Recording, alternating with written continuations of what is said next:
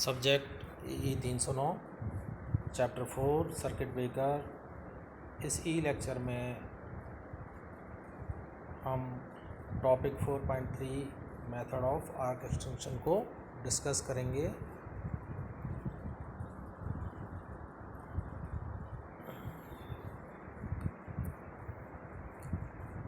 तो arc extension के method को डिस्कस करने से पूर्व हम ये जान लेते हैं कि वो क्या फैक्टर है जिससे कॉन्टैक्ट के मध्य जो आर्क है वो मेंटेन रहती है। तो उसमें पहला कारण है PD बिटवीन द कॉन्टैक्ट, यानी कॉन्टैक्ट के मध्य जो पोटेंशियल ड्रॉप होता है।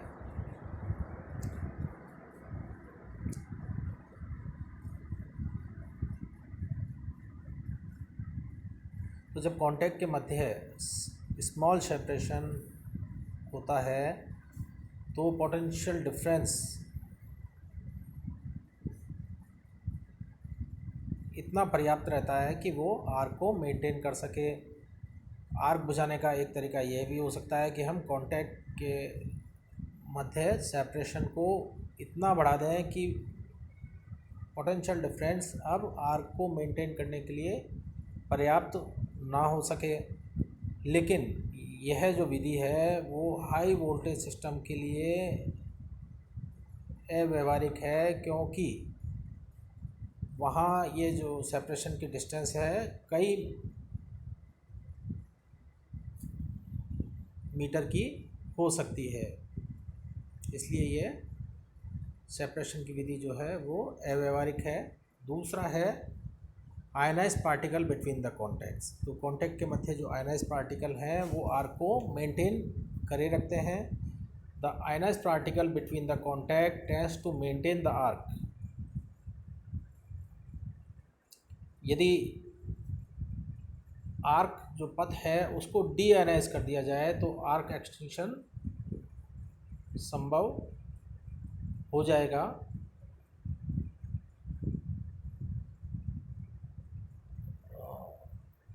यह हम कॉन्टैक्ट के मध्य जो स्पेस है वहाँ से आयनाइज पार्टिकल को रिमूव करके या आर्क को कूल करके हम कर सकते हैं। तो हमने देखा कि एक तो पोटेंशियल डिफरेंस है जो कॉन्टैक्ट के मध्य है वो आर्क को मेंटेन रखता है। दूसरा जो उनके मध्य आयनाइज पार्टिकल है उसकी वजह से भी आर्क मेंटेन रहती है। तो आर्क बुझाने के लिए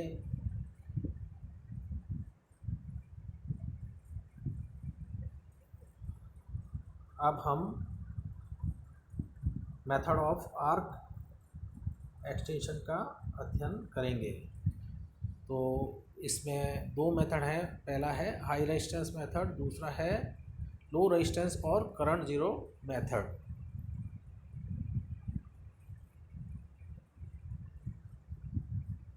तो पहले मेथड हाई रेजिस्टेंस मेथड में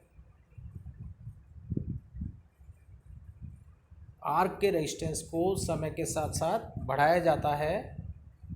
ऐसा होने पर आर्क धारा में कमी आएगी और अब आर्क मेंटेन करने के लिए पर्याप्त धारा नहीं रह पाएगी। तो इस विधि में हम जो है आर्क का रेजिस्टेंस लगातार बढ़ाते रहते हैं और आर्क का रेजिस्टेंस बढ़ाने से जो आर्क करंट है वह कम हो जाएगी और आर्क को मेंटेन करने के लिए पर्याप्त नहीं रह पाएगी। हालांकि इस विधि की जो डिसएडवांटेज है वो यह है कि इसमें काफ़ी मात्रा में जो ऊर्जा है वो आर्क द्वारा डिसिपेट होती है। इसलिए इसको हम या इस मेथड को हम DC सर्किट ब्रेकर या लो कैपेसिटी AC सर्किट ब्रेकर में ही एम्प्लॉय करते हैं। तो अब हम आगे देखेंगे कि हम आर्क के रेजिस्टेंस में किस तरह से वृद्धि करें और आर्क के रेजिस्टेंस में वृद्धि करने से आर्क धारा के मान में कमी आएगी, जिससे आर्क मेंटेन नहीं रह पाएगी और बुझ जाएगी। तो आर्क का रेजिस्टेंस चार विधियों द्वारा बढ़ाया जा सकता है। पहला है लेंथनिंग ऑफ आर्क, सेकंड है कूलिंग ऑफ आर्क, तीसरा है reducing cross section of arc, चौथा है स्प्लिटिंग ऑफ आर्क। पहले हम इसको इंग्लिश में देख लेते हैं और फिर हम इसका अध्ययन हिंदी में करेंगे। तो पहला है lengthening of arc. The resistance of arc is directly proportional to length.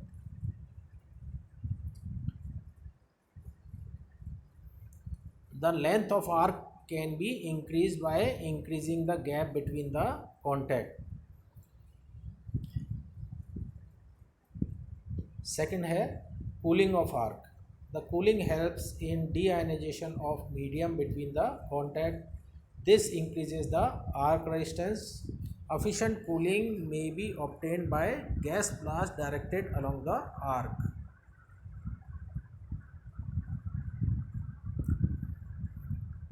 तीसरी विधि है reducing cross section of arc. If the area of cross section of arc is reduced, the voltage necessary to maintain arc is increased.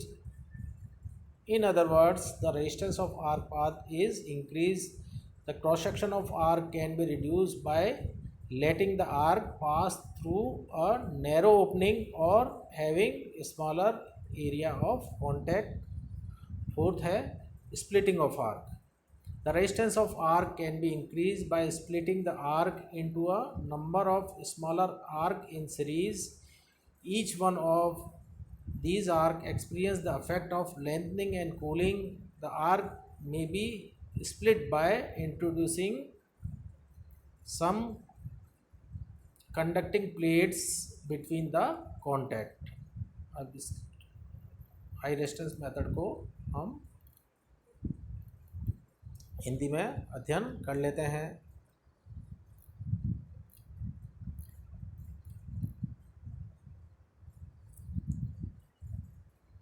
तो high resistance method में arc को splitter की एक ऐसी संरचना में प्रवेश कराया जाता है जिसमें आर्क पथ को छोटे छोटे खंड में विभाजित या स्प्लिटिंग ऑफ आर्क करके आर्क पथ को इसमें लंबा कर दिया जाता है। इस प्रकार आर्क का प्रतिरोध बढ़ने से आर्क शमन में मदद मिलती है।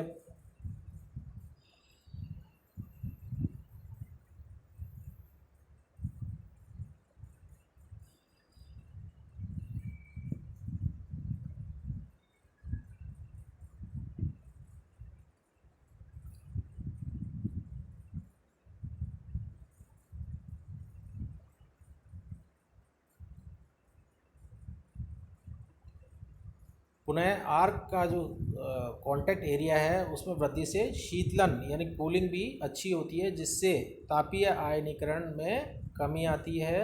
इस प्रकार आर्क को लंबा करके कूलिंग एंड स्प्लिटिंग करने से कैथोड और एनोड के मध्य आर्क प्रतिरोध के लिए विभवपात में वृद्धि होती है, जिससे प्रदाय वोल्टता द्वारा आर्क को दी गई ऊर्जा में कमी आती है। अब आर्क के प्रतिरोध को किस तरह से बढ़ाया जा सकता है, उसके लिए जो अभी हमने इंग्लिश में अध्ययन किया था उसको हम देख लेते हैं। पहला टॉपिक था लेंथिंग ऑफ आर्क या आर्क को लंबा करना। तो आर्क का प्रतिरोध इसकी लंबाई के सीधे अनुपातिक होता है।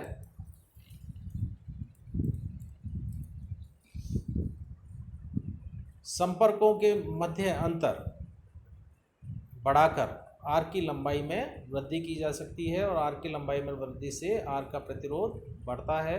सेकंड है कूलिंग ऑफ आर्क या आर्क को ठंडा करना। तो ये शीतलन जो है संपर्कों के बीच माध्यम के डी आयनाइजेशन में मदद करता है। ये आर्क प्रतिरोध को बढ़ाता है और गैस ब्लास्ट द्वारा हम बेहतर शीतलन को प्राप्त कर सकते हैं।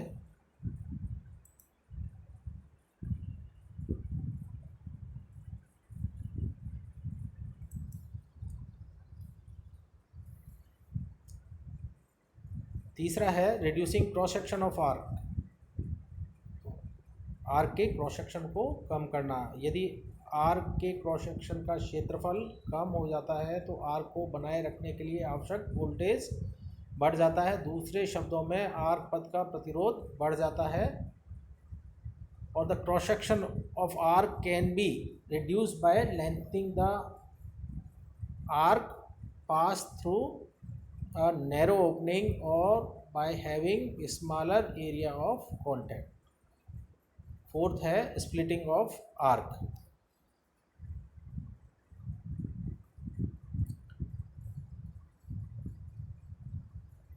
छोटे छोटे आर्क की संख्या श्रेणी में बढ़ाकर आर्क को विभाजित करके आर्क के प्रतिरोध को बढ़ाया जा सकता है। The resistance of arc can be increase by splitting the arc into a number of smaller arc in series. प्रत्येक आर्क लेंथनिंग और कूलिंग पर प्रभाव डालती है और संपर्कों के मध्य उस प्लेट को रख के आर्क को विभाजित किया जा सकता है। इस तरह से इसमें आर्क के रेजिस्टेंस को बढ़ाने पर आर्क धारा का मान हम कम करेंगे, जिससे अब वह आर्क को मेंटेन नहीं रख पाएगी और आर्क बुझ जाएगी। सेकंड विधि है लो रेजिस्टेंस और करंट जीरो मेथड।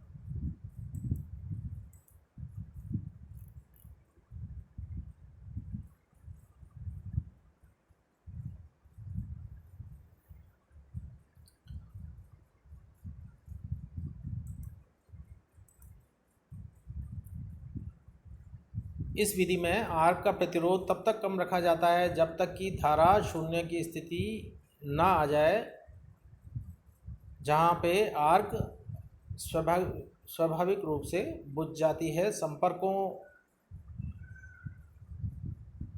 के बीच में बढ़ते हुए राइजिंग वोल्टेज के बावजूद रीस्ट्राइकिंग से भी बचा जा सकता है।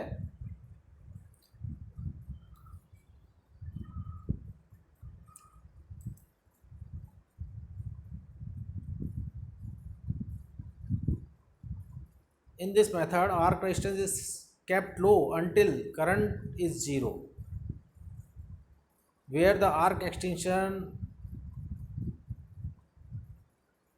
extinguished naturally and is prevented from restriking in spite of rising voltage across the contact। तो जो कॉन्टैक्ट के मध्य राइजिंग वोल्टेज होता है उससे भी, उसके कारण जो रीस्ट्राइकिंग होती है उससे भी बचा जा सकता है। सभी modern high power AC circuit breakers इस विधि का उपयोग करते हैं आर्क बुझाने के लिए। तो in AC system the current drops to zero after every half cycle, यानी प्रत्येक अर्ध चक्र में करंट शून्य स्थिति को प्राप्त करती है। एट एवरी करंट जीरो, हर करंट जीरो पर the arc extinguish for a brief moment, यानी प्रत्येक करंट जीरो की पोजीशन पे आर्क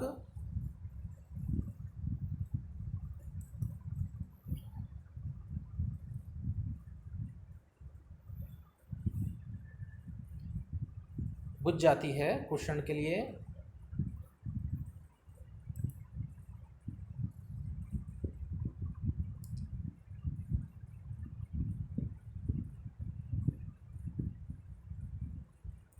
और यदि धारा शून्य के तुरंत बाद में संपर्कों के बीच परावैद्युत सामर्थ्य यानी डाइलेक्ट्रिक स्ट्रेंथ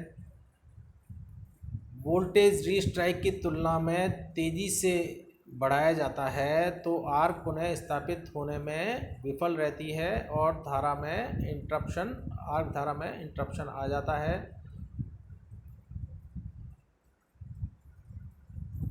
धारा शून्य की स्थिति के पास जो डाइलेक्ट्रिक स्ट्रेंथ में तीव्र वृद्धि निम्न द्वारा हासिल की जा सकती है।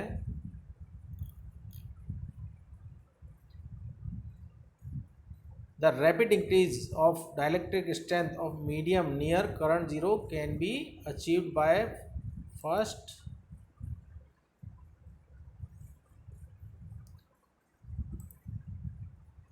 causing the ionized particle in the space between the contact to recombine into neutral molecule. Second है sweeping the ionized particle away and replacing them by unionized particles.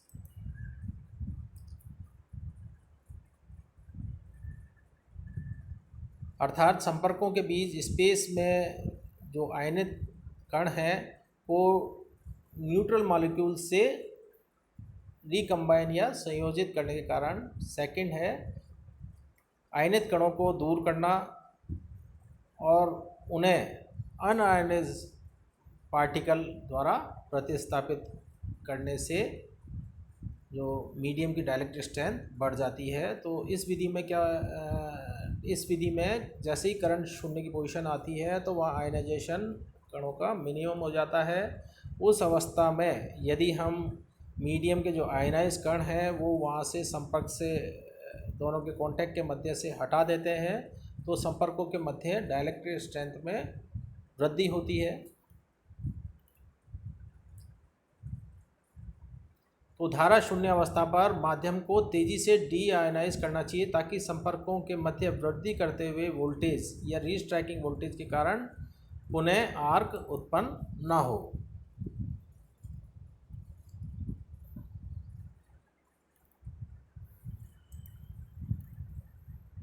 The deionization of medium can be achieved by. पहला है lengthening of gap, second है high pressure, तीसरा है cooling, fourth है blast effect.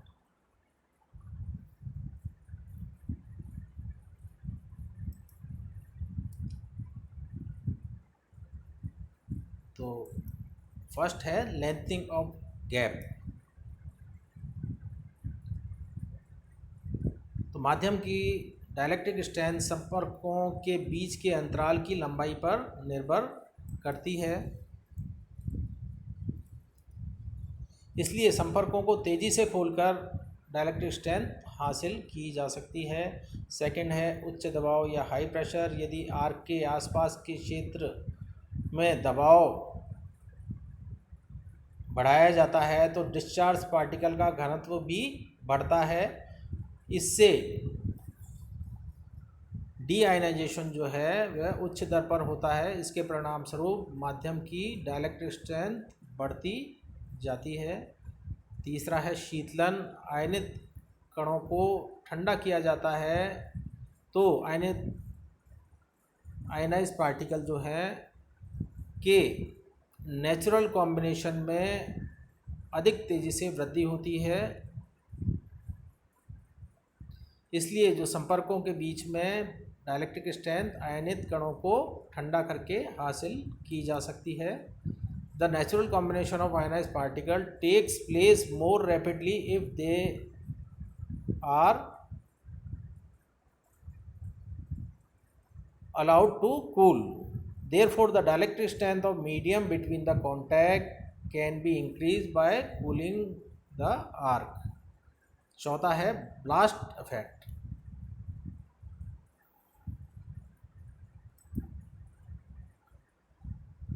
यदि संपर्कों के बीच जो आयनाइज पार्टिकल हैं को दूर कर दिया जाता है तो इसके बाद इनको अनआयनाइज पार्टिकल द्वारा प्रतिस्थापित कर दिया जाए तो माध्यम की डाइलेक्ट्रिक स्ट्रेंथ को काफ़ी बढ़ाया जा सकता है. This may be achieved bye a gas blast directed along the discharge or forcing oil into the contact space.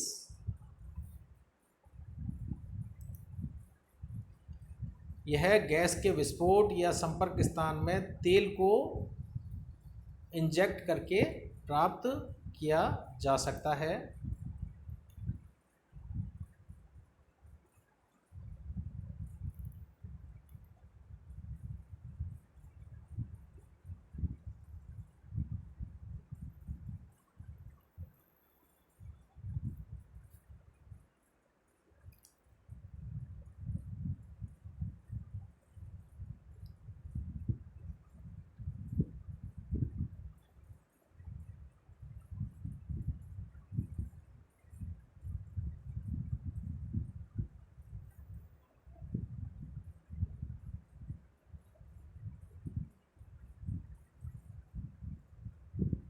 संक्षेप में इस विधि में जब उच्च दाब से गैस या हवा को आर्क कोर के सापेक्ष अक्षीय या त्रिज्यीय रूप में प्रवेश कराया जाता है